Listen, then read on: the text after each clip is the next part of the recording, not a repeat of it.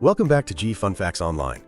Today, we are not just looking up at the night sky, we are planning a permanent move into it. For the last 60 years, the history of human spaceflight has been a story of visiting. We took suborbital hops in the Mercury program. We had the frenetic, dust-kicking days of Apollo, where we touched the void and then immediately retreated. Even the International Space Station, which is a marvel of engineering, sits safely within the protective magnetic embrace of our planet, just 250 miles overhead. It is, for all intents and purposes, a laboratory in the suburbs of Earth. But we are now standing on the precipice of a new epoch. We are entering the Gateway era. This isn't just about returning to the moon to plant a flag. This is about building the permanent infrastructure of the solar system. At the heart of this ambition lies the Lunar Gateway. It is a space station designed not as a destination, but as a door. Suspended in a gravitationally balanced dance between the Earth and the moon, Gateway represents the first outpost of a true deep space civilization. Let's dive deep into the architecture of this deep space harbor. Unlike the ISS, which spreads out like a massive football field of solar wings and pressurized cans, Gateway is compact, purposeful, and austere. It is not a sprawling city in space. It is a frontier fort. Its design is dictated by the tyranny of the rocket equation and the harsh realities of deep space logistics. Every cubic centimeter is accounted for. Every gram of aluminum is paid for in fuel. The spine of this new station is the Power and Propulsion Element, or PPE. Built by Maxar Technologies, this module is the most powerful solar-electric spacecraft ever flown. You have to understand that in the vacuum of space, power is life, and the PPE is a 60-kilowatt power plant that hums with the energy of the sun.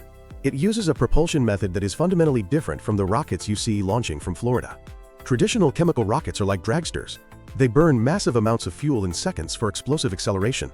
The PPE uses Hall-effect thrusters.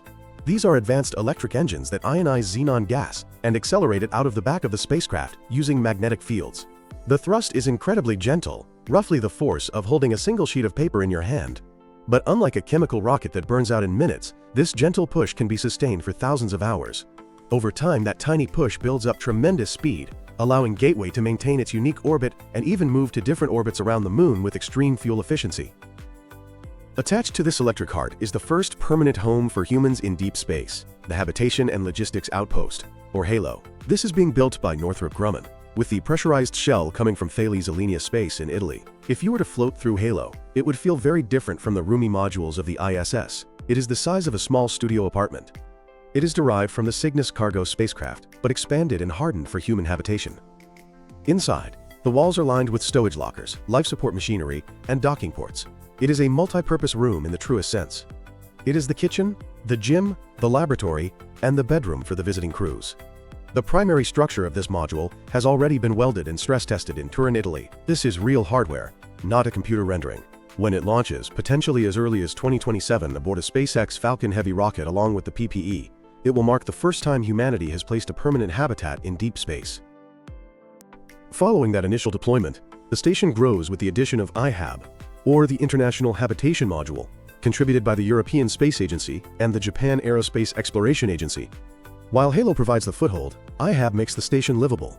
It brings roughly 10 cubic meters of additional habitable volume, about the size of a medium camper van.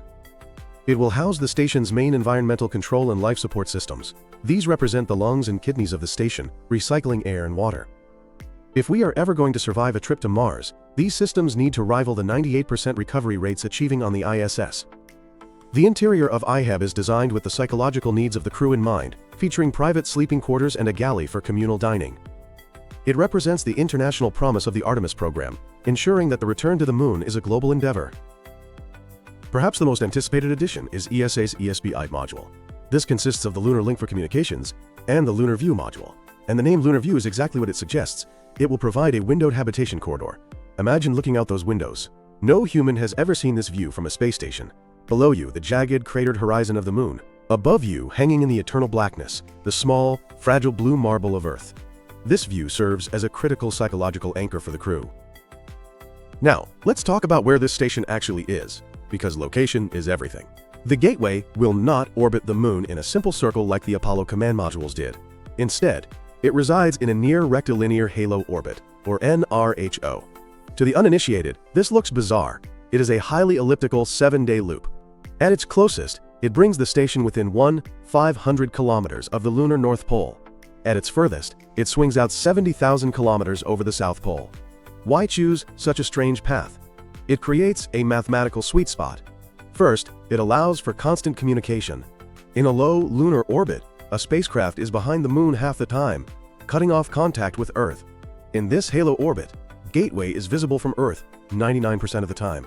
Second, the orbit's furthest point hangs over the lunar South Pole, which is the target destination for the Artemis landings. This gives Gateway a direct line of sight to explorers on the surface for long durations, acting as an indispensable relay satellite. Third, it is energetically cheap to stay there. It sits on the edge of a gravitational well, requiring less than 10 meters per second of delta V per year to maintain position.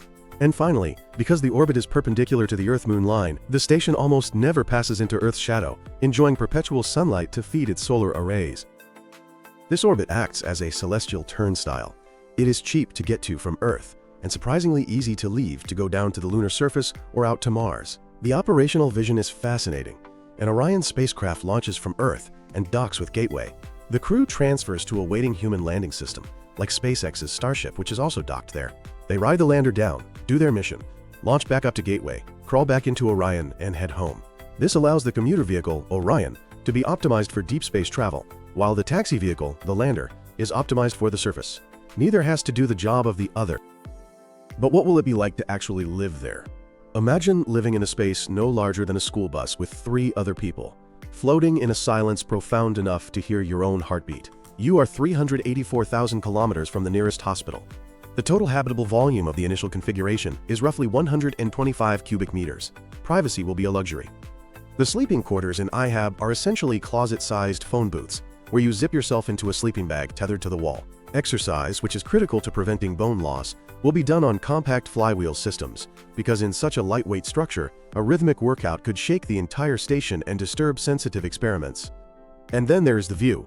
On the ISS, the Earth dominates the sky, a massive shifting tapestry. From Gateway, Earth is a marble you can cover with your thumb. The rest is an abyss of stars. This is called the breakaway phenomenon, the visual confirmation of being truly alone in the dark.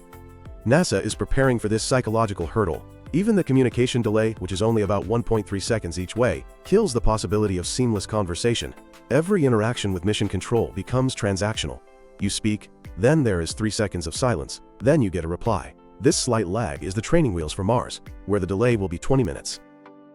Gateway is often criticized by skeptics as an unnecessary toll booth. Why stop there when you can go direct? The answer is science, specifically the science of survival. The ISS orbits within the Van Allen radiation belts, which protect the crew from the sun's fury. Gateway is out in the wild. It is exposed to the full spectrum of galactic cosmic rays and solar particle events. Instruments like Hermes from NASA and ERSA from ESA will stand guard outside the station, monitoring space weather and hard radiation. Inside, the internal dosimeter array will measure how much of that radiation penetrates the hull and the crew's bodies. We need this data. It is the blood price of going to Mars. We must understand the dose before we send humans on a 9-month cruise through the void. We will also see biological experiments using yeast and human organoids to understand how the lack of gravity synergizes with radiation to damage DNA. Essentially, the station is a Mars transit habitat prototype. We might even conduct a Mars simulation on Gateway, where a crew lives on the station for 300 days with no resupply and a simulated 20-minute communication delay. If the toilet breaks, they fix it, or they suffer. If the water recycler clogs, they have to synthesize a repair. It is a dress rehearsal, where the safety net is 3 days away instead of 9 months away. Gateway also solves a critical problem for surface operations. We are going to the lunar South Pole, a region of deep, shadowed craters, where direct line of sight to Earth is often impossible. The crater walls block the radio waves. Gateway's lunar link will transform the station into a satellite relay tower. When an astronaut is down in a shadowed crater chipping away at billion-year-old ice, their suit radio beams data up to Gateway, which catches the signal, amplifies it, and blasts it back to Earth. This is the beginning of the LunaNet, an internet for the moon. Logistically, a station cannot survive without supplies. This has opened a new market for commercial space companies. NASA has contracted SpaceX to provide the Gateway logistics services using the Dragon XL. Unlike the sleek capsules that visit the ISS, Dragon XL is a workhorse. It is a one-way freighter designed solely for deep space. It launches on a Falcon Heavy, docks for 6 to 12 months, serves as a massive storage closet, and is then disposed of. And we have to address the elephant in the room, or rather the whale in the orbit, SpaceX's Starship. NASA has selected Starship as the human landing system. The scale is almost comical. The Starship lander has a habitable volume of roughly 1,000 cubic meters, nearly that of the entire ISS. When Starship docks to Gateway, it will look like a skyscraper attached to a garden shed. But this disparity highlights the specialization. Starship is the massive transporter. Gateway is the stable, international platform that anchors the coalition. And that coalition is vital. Gateway is the physical manifestation of the Artemis Accords. It is a political stabilizer. It is much harder to cancel a space program when you have binding treaties and hardware from Europe, Japan, and Canada already built. Canada is providing the Canadarm3, a next-generation robotic arm that can crawl inchworm style around the exterior of the station to inspect the hull and help dock vehicles. The UAE is providing the Crew and Science Airlock, the doorway to the void for spacewalks. NASA even envisions Gateway as an open platform for commercial experiments, testing drugs or materials in the deep space environment. In conclusion, the Lunar Gateway is more than the sum of its aluminum cans and solar panels. It is a shift in mindset. For 50 years we have treated the moon as a place to go and come back from. Gateway treats the moon as a place to be. It is the first structure humans will build that is not trapped in Earth's immediate gravity well. It is a foothold in the deep ocean of space. When the lights of Halo flicker on for the first time, powered by the silent thrust of the PPE, they will signal that humanity has finally decided to pack its bags and stay. The era of visiting is over. The era of the Gateway has begun. Thanks for listening to G Fun Facts Online.